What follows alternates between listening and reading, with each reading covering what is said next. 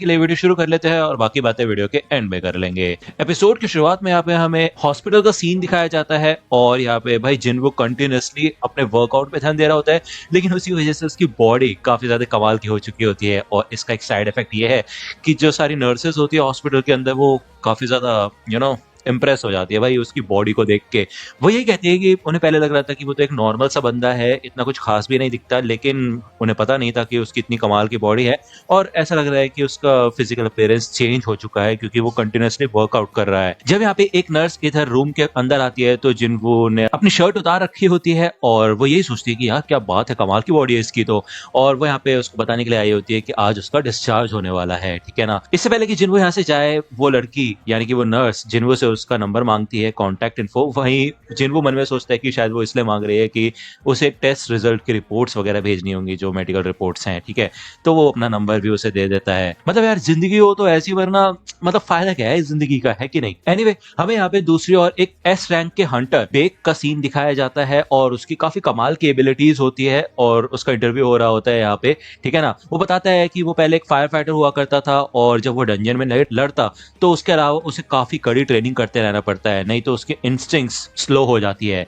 ये न्यूज जिना देख रही होती है और वो स्कूल जाने के लिए रेडी होती है। वो जब जिन्वो को बुलाती है तो जिन्वो इधर ऑलरेडी उठ चुका होता है और वो नोटिस करती है जिन्वो की हाइट भी बढ़ चुकी है, साथ ही साथ उसकी भाई एब्स वगैरह भी आ चुकी है। तो वो कहती है कि क्या तुम वर्कआउट वगैरह कर रहे हो क्या, ये सही है यार लड़के लोगों का, तुम लोग ट्रेनिंग करके इतने हाइट भी बढ़ा लेते हो अपनी, वाह चलो मैं यहाँ से चलती हूँ। तो जेना इधर से चली जाती है और जिन्वो भी नोटिस करता है कि यार उसकी मसल्स काफी ज्यादा आ चुकी है और ऐसा इसलिए क्योंकि उसकी एबिलिटी स्टैट्स बढ़ चुके हैं, ठीक है ना। अगर ऐसे ही चलता रहा वो आगे चल के भाई एक बॉडी बिल्डर बन जाएगा। जिन्हों ने अपने सारे गोल्स कंप्लीट कर लिए होते हैं सिवाय रनिंग के, आज उसने 10 किलोमीटर रनिंग नहीं की होती है तो वो सोचता है कि वो बाद में कर लेगा, ठीक है। वही उसके पास कुछ ऐसे पॉइंट्स होते हैं जो उसने अभी तक एलोकेट नहीं किए होते। वो थोड़ा सोचता है कि उसको किस चीज पे ज्यादा ध्यान देना चाहिए, स्ट्रेंथ पे या एजिलिटी पे। स्ट्रेंथ एक तरीके से वो है कि जब वो किसी के ऊपर मुक्का मारे और वो इम्पैक्ट पड़े, एजिलिटी उसके मुक्का सहने की एबिलिटी है, ठीक है ना। तो वो इन दोनों में ही बांट देता है इन पॉइंट्स को, ओके। तभी उसके लैंडलॉर्ड का उसे फोन आता है रेंट के लिए। उसने काफी समय से रेंट नहीं भरा है और वो इतने समय से फोन भी नहीं उठा रहा था क्योंकि वो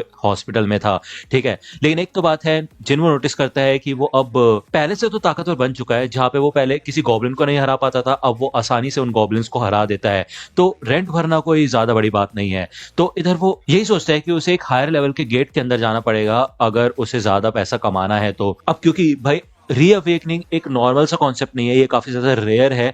तो भाई अभी तो उसको एक रैंक मिल गई है जो कि है ई रैंक, तो वो इतनी आसानी से बड़े वाले गेट्स में नहीं जा सकता। उसके लिए उसे कुछ कॉन्टैक्ट्स की जरूरत पड़ेगी। लेकिन वो ज्यादा भी ओपनली ये बात सबको नहीं बता सकता। मतलब इतना इजी थोड़ी ना है कि कोई इंसान अपनी मर्जी से अपने आप को लेवल अप कर ले, ये काफी रेयर चीज है। फिर तो वही जापानीज कहावत है वो ये आएगी कि भाई जो कीड़े बाहर निकली होती है उनके ऊपर हथौड़ी पड़ती है, ठीक है। भले ये कहावत हमें पूरी तरह से नहीं बताई, थोड़ी सी बताई थी, लेकिन मेरे को पता है कहावत जापानीज की, ठीक है ना। तो लाइक कर देना यार, तुम्हारा भाई जापानीज नॉलेज रखता है। यहाँ पे जिन्वो के गोल्स कंप्लीट हो गए होते हैं, इसी वजह से उसको फुल रिकवरी, एबिलिटी पॉइंट्स +3 और रैंडम लूट बॉक्स मिले होते हैं रिवॉर्ड्स के तौर पे। यहाँ पे वो आता है और मिलता है एक ग्रुप से, हंटर्स का ग्रुप होता है ये, और इनका एक लीडर होता है ह्योंग डोंगसुक, ठीक है। तो अब क्योंकि जिन्वो एक ई रैंक का हंटर है तो भाई उसका ज्यादा कुछ काम नहीं होता जब भी वो गेट्स के अंदर जाते हैं। ये लोग भली थोड़ा बहुत मजाक भी उड़ाते हैं जिन्वो का कि भाई ये बंदा तो वही है weakest Hunter in the Mankind, नाम से जाना जाता है ये। तो डोंगसुक कहता है कि हे मेरे मेंबर्स के लिए मुझे माफ कर देना, देखो इस गेट में जाने के लिए तकरीबन आधे मेंबर्स हमारे सी रैंक के होने चाहिए और टोटल 8 मेंबर्स की जरूरत है, इसलिए हमने तुम्हें यहाँ पे बुलाया है। तुम्हें लड़ने की जरूरत नहीं है, हम जानते हैं कि तुम ई रैंक के हंटर हो, तुम बस हमारा सामान उठा लेना और कोई जरूरत नहीं है, ठीक है ना। तो जिन्वो पूछता है कि तुम बिना हीलर के अंदर जा रहे हो, तो डोंगसुक कहते हैं हाँ हम प्राइवेट टीम है तो उन्हें अफोर्ड करना हमारे बस की बात नहीं है, तो हम खुद मैनेज कर लेंगे, चिंता वाली कोई बात नहीं है, ठीक है। तो जिन्वो मन में सोचता है भाई ये बंदे ताकतवर तो है लेकिन बिना हीलर के अंदर जाना थोड़ा खतरनाक हो सकता है।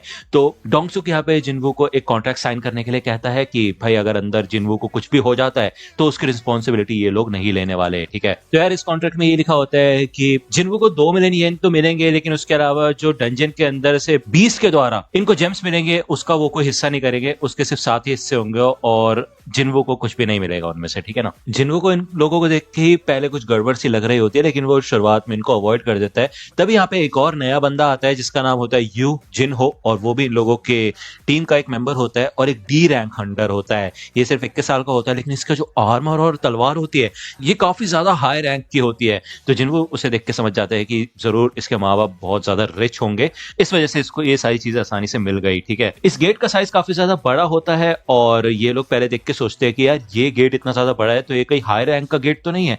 तो डोंगसुक बताता है चिंता वाली कोई बात नहीं है, ये एक सी रैंक का ही गेट है, क्योंकि इन्वेस्टिगेटर्स ने यहाँ पे 2 बार आके कंफर्म किया है। तो जिनको कहता है वैसे भी गेट के साइज से पता नहीं चलता उसका रैंक, बल्कि एसोसिएशन एनर्जी का पता लगा के ये डिसाइड करती है कि कौन सी रैंक का गेट है। ठीक है ना। तो जिन्हो कहता है वाह यार तुम्हें तो काफी ज्यादा नॉलेज है जिन्हो। तो जिन्हो कहता है हाँ, क्योंकि मैं काफी समय से हंटर गिरी का काम कर रहा हूँ। लेकिन वो यहाँ पे मन में कहता है कि ये पहली बार है जब मैं एक सी रैंक के गिल्ड के अंदर जा रहा हूँ। ठीक है ना। ये लोग जब यहाँ पे अंदर आते हैं तो काफी अंधेरा होता है और ये लोग लाइट वगैरह ऑन करते हैं। जिन्हो मन में कहता है कि यार इस अंधेरे को देख के मेरे को उसी वाले डंजन की याद आ चुकी है जो कि काफी ज्यादा खतरनाक है। यहाँ पे ल्यूमिनेसेंट स्टोन भी नहीं होते हैं। तो जिन्हो पूछता है कि हे जिन्हो ये लुमिनेसेंट स्टोन क्या होते हैं। तो जिन्हो बताता है कि ये चमकने वाले ऐसे पत्थर होते हैं जिससे कि किसी भी गुफा में या फिर डंजन में अंधेरा नहीं रहता, उसकी वजह से रोशनी मिलती है। तो जिन्हो कहता है अच्छा, तो एक तो हो गए मैजिक जेम्स जो कि हमें मैजिक बीस्ट से मिलते हैं, दूसरे हो गए माना क्रिस्टल जो कि डंजन के अंदर से मिलते हैं, और तीसरे हो गए लुमिनेसेंट स्टोन जो कि गुफाओं को रोशन कर देते हैं। कितना कंफ्यूजिंग है ना।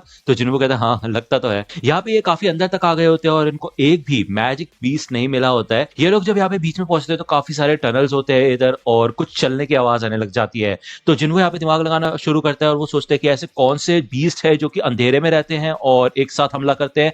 तो भाई वो समझ जाते हैं कि ये इंसेक्ट टाइप के बीस्ट है। ओके, तो ये तैयार हो जाते हैं कि कौन सी तरफ से हमला होगा इनके ऊपर, क्योंकि काफी सारे टनल्स होते हैं। तो जिन्वू सबसे पहले अपने इंस्टिंक्ट्स का इस्तेमाल करके पता लगा लेता है कि इनके ऊपर से अटैक होने वाला है। तो वो इन सबको एक तरह कर देता है और ये सब के सब भाई एकदम रेडी हो जाते हैं और इनसे लड़ना शुरू कर देते हैं। यहाँ पे जिन्हो और जिन्वू दोनों के दोनों पीछे ही होते हैं, इन दोनों को पीछे रखा जाता है और ये सारे के सारे हंटर्स लड़ रहे होते हैं इन सबसे। ठीक है ना। जिन्वू मन में यही सोचता है कि भले इनके पास हीलर नहीं है लेकिन इनका कोऑर्डिनेशन काफी ज्यादा कमाल का है, जिसको देख के ऐसा लगता है कि ये काफी समय से एक साथ काम कर रहे हैं। बात करें अगर जिन्हो की, तो उसके पास कोई भी स्किल नहीं है लेकिन उसके पास कमाल के हथियार है जिस वजह से वो आसानी से लड़ पा रहा है। यहाँ पे इन सब के सब एंड्स को हरा देते हैं और डोंगसुक इधर जिन्वू के पास आके उसका शुक्रिया अदा करता है कि उसने काफी अच्छे से दिमाग चलाया, और वो पूछता है कि तुम्हें पता कैसे चला कि हमारे ऊपर से हमला होने वाला है। तो जिन्वू कहता है कि बस अंदाजा लगाया। तो डोंगसुक कहता है क्या बात है, तुम्हारे अंदाजे ने आज हमें बचा लिया। ये लोग देखते हैं कि इन आंट्स के ऊपर तलवार से हमला नहीं हो रखा, उसके अलावा ऐसा लग रहा है कि उनके ऊपर अलग तरीके से हमला हुआ है। ये पहले से ही घायल थी, तो ऐसा लगता है कि यहाँ पे एक बॉस है और उससे भी इनको लड़ना होगा। ठीक है ना। बस इनको सावधान रहना होगा। वही दूसरी ओर हमें एक जिम का सीन दिखाया जाता है और ये जब एक्सरसाइज यहाँ पे कर रहे होते तभी एकदम से भूकंप टाइप आता है।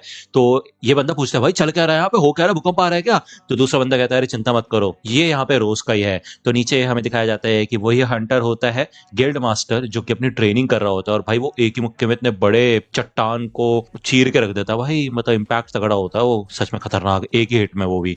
वही दूसरी बार हमें फिर से डंजन का सीन दिखाया जाता है और ये डंजन काफी ज्यादा बड़ा है लेकिन बहुत ज्यादा खाली भी है। एक भी मैजिक बीस्ट इनको इतनी देर से नहीं मिला होता है। यहाँ पे जिन्हों बार बार जिन्वू से पूछा होता है कि ये सामान काफी ज्यादा भारी लग रहा है यार, तुम्हें कोई प्रॉब्लम तो नहीं हो रही ना इतनी देर से तुम चल रहे हो। तो जिन्वू कहता है देखो कोई बात नहीं, वैसे भी मुझे लड़ना नहीं पड़ रहा है, तो बिना किसी मेहनत के पैसे मिल रहे हैं, चिंता वाली कोई बात नहीं है। तो वो मन में कहता है हाँ चिंता वाली तो बात नहीं है लेकिन कुछ ज्यादा ही अच्छा लग रहा है ये सब कुछ तो गड़बड़ लग रही है मेरे को, लेकिन समझ नहीं आ रहा क्या। तो यहाँ पे वो याद करता है मिस्टर सॉन्ग ने उसको एक बात बताई थी, वो हमें अभी नहीं बताई जाती। ठीक है ना, मैं थोड़ी देर में बताऊंगा आपको। आगे चल के इनको और एंड्स मिलती है जिनकी पहले से वाट लगी हुई होती है और ये समझ जाते हैं कि आगे जरूर बॉस है। ये जब आगे बढ़ते हैं लाइट जलाते हैं तो इधर काफी सारे जाले टाइप होते हैं, इनको काट के आगे बढ़ते हैं और इधर भाई इतने सारे मानव स्टोन्स होते हैं, मतलब बिलियन के यार, मतलब ये सबके सब भाई अरबपति बन जाएंगे।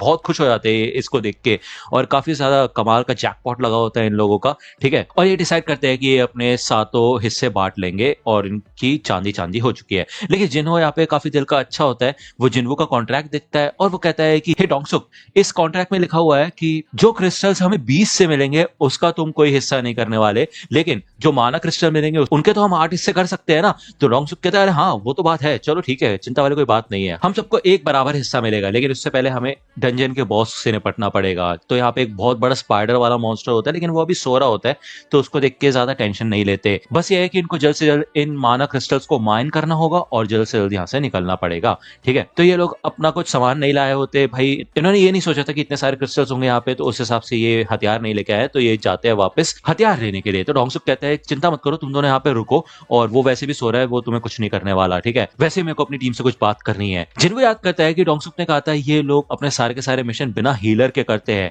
उसने कहा सारे के सारे मिशन, इसका मतलब ये है कि वो पहले भी सी रैंक के डंजन्स में जा चुके हैं, तो इस हिसाब से तो इनके पास 8 मेंबर्स होने चाहिए थे ना, 6 क्यों है। तो इससे पहले कि जिनको समझ पाए तभी डोंगसुक अपने असली रंग दिखा देता है और वो कहता है क्यों बॉस चैम्बर को बंद कर दो।